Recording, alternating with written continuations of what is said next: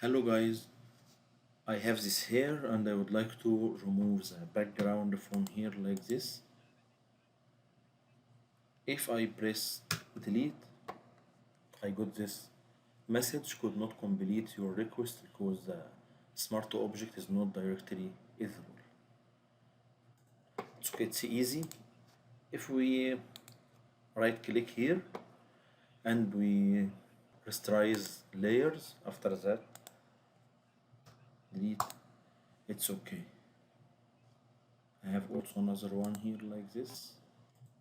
It's the same if I press, it's the same, right click, rasterize layer, and this is the last one, same, remove, it's the same, right click, rasterize layer.